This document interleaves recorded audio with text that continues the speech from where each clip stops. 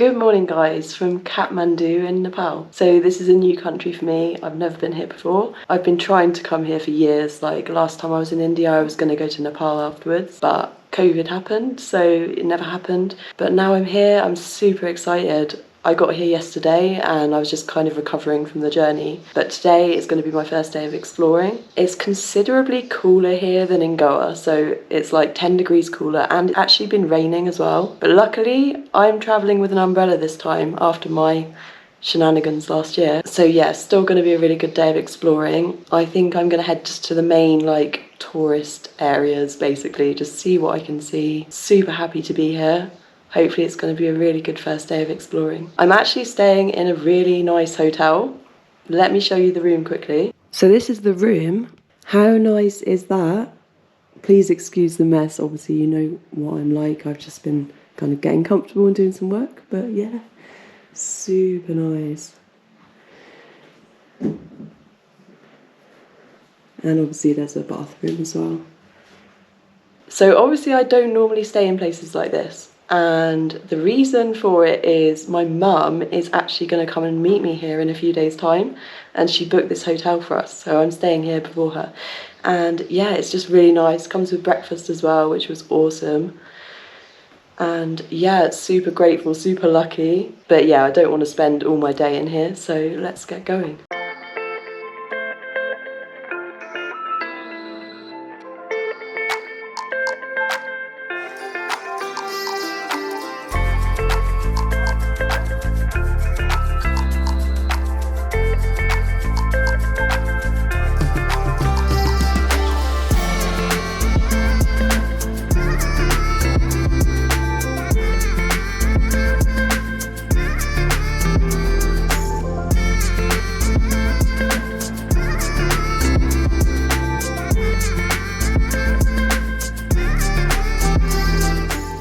So this is Kathmandu, and despite the rain, the atmosphere was awesome.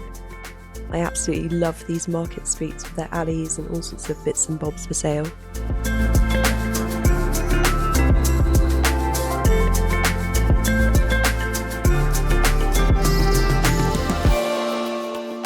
I stumbled upon this temple, which is called the Seto Machindra Nath Temple, which is a sacred place for both Buddhists and Hindus, believed to have been established in the 10th century.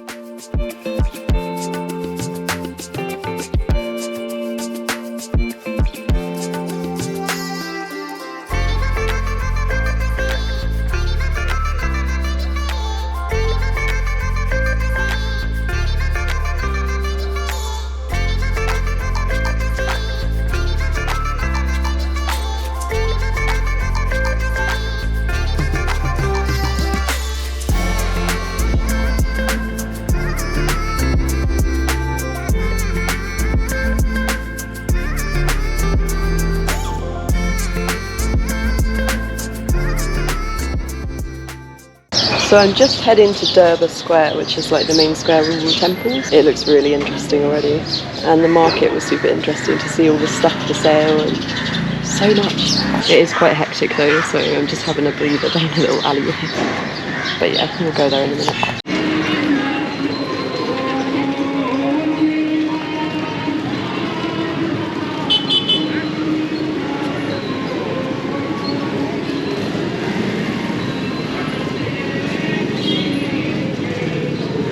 Okay, so I just paid an entrance fee and I've got like an entry to a museum. Not really sure. There are so many pigeons here. It's crazy. But yeah, I'm gonna have a look at this leaflet. Okay, let's go see what we can see.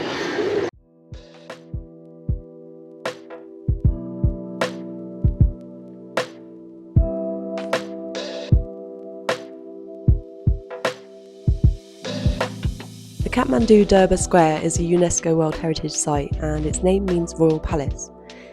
It was originally established between the 4th and 8th centuries, but various structures have been added to it over the centuries, including a number of temples in the 16th century. The area unfortunately sustained significant damage during the 2015 earthquake, and whilst some of the buildings have been successfully restored, others are still under renovation.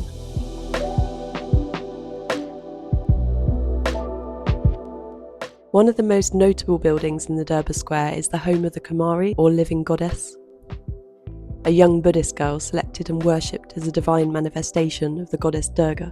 I happened to be there just as the Kumari was scheduled to make an appearance at her window. Photos are strictly not allowed, but I'll put one here so that you can see what she looks like. Well, it's all quite overwhelming, to be honest, a bit like when I was in Samarkand, but hopefully I've done a good job. I think I'm going to go in the museum since I've paid for it.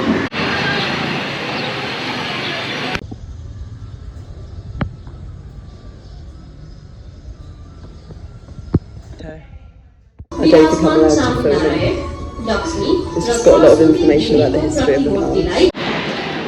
Yeah, there were no artefacts in there, just like photos and stuff, but I think there's another part to the museum, so let's go check it out.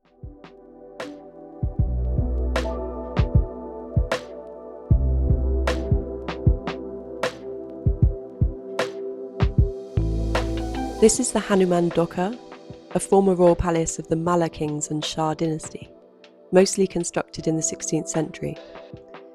It was severely damaged during the earthquake, but has been impressively restored with funding from the Chinese government. Inside there are lots of artefacts on display, and you can learn all about Nepali royalty through the centuries.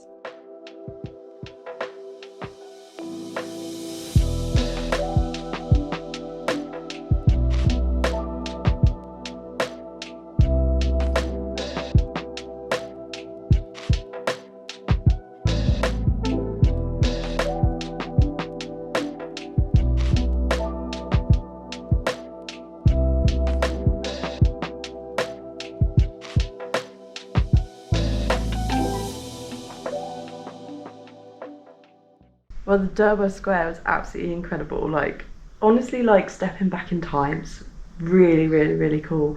Amazing to see all those old buildings, and I think they've done quite a good job of restoring them as well. I tried to give as much information as possible, but yeah, it's just a lot to take in, like with any of these crazy historical places. So I've just come back to the hotel briefly just to like use the Wi-Fi and stuff and figure out what to do next. I think there's a temple like a little bit out of town that I'd like to go to, but I might have to get a taxi, and I'm not really sure how that works here, so I'm just figuring it out at the moment. But yeah, the weather's not great, but I'm not gonna let it stop me. So yeah, I'm just gonna chill for a bit, figure out the taxi, and then we'll get going again. So I ordered a bike taxi, it should be here in a minute.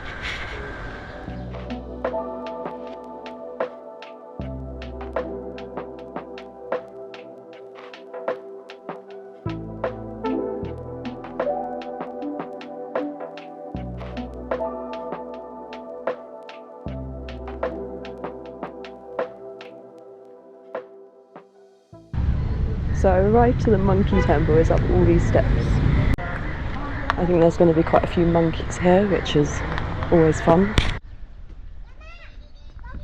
So many steps, I've got to stop to like catch my breath. But look at all those that we've still got to go up.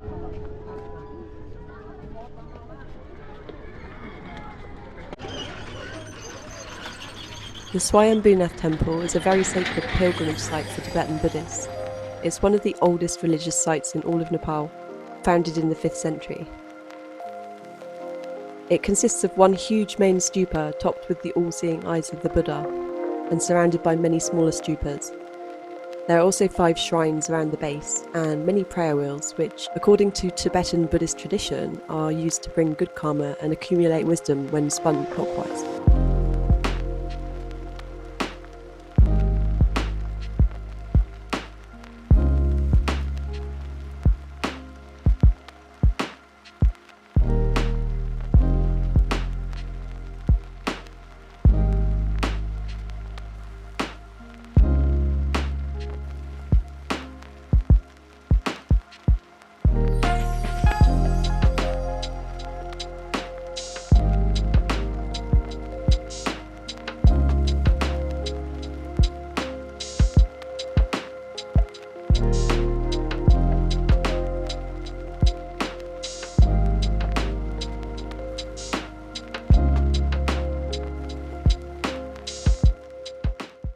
Well, it looks like there's another stupa this way that we can have a look at. That's crazy. I thought it was just like the main big stupa that we were just at, but there's loads. Apparently this is the peace pond. I've never seen so many prayer flags in my life. It's crazy. It's like a bird's nest of prayer flags. I love it. Well, it's a lot bigger than I thought it would be. There's loads of bits to see. It is going to start raining pretty soon though. Really cool place though. I'm really glad I came up here. Umbrella time, it's raining.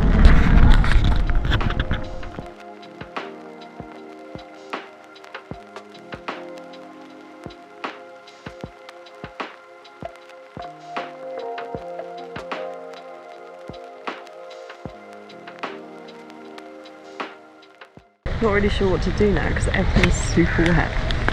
Maybe get a taxi back? I mean, obviously things are better with the umbrella, but it's gonna start raining a bit harder, I think. So yeah, maybe I head back. I'm back at the hotel. I just had to get changed because my trousers got absolutely soaked. My shoes are soaked through as well, so I'm not really sure what to do about that. There doesn't seem to be any like radiator or anything to dry them on, but yeah, hopefully they'll just sort of sort themselves out overnight or something. Yeah, it's pretty crazy going from like 35-degree heat with like the occasional rain to like this, which is completely different. Like, I don't think I could go out without my hoodie on, let's just put it that way. Amazing places that I've been today so far though. Absolutely incredible. I think I'm just going to warm up a little bit, then I'm going to brave the outside again to get a coffee.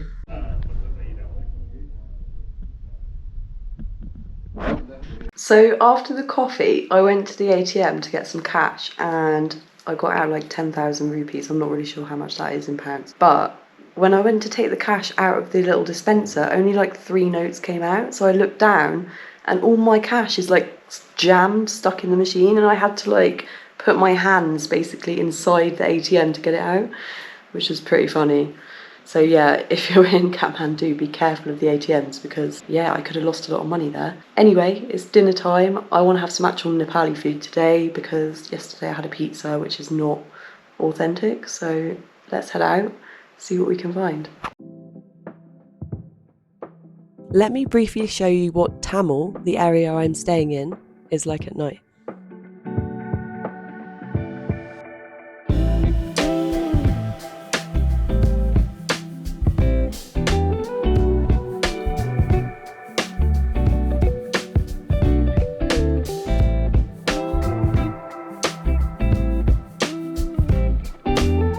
I decided to go up to this momo restaurant as I knew that momos are common in Nepali cuisine.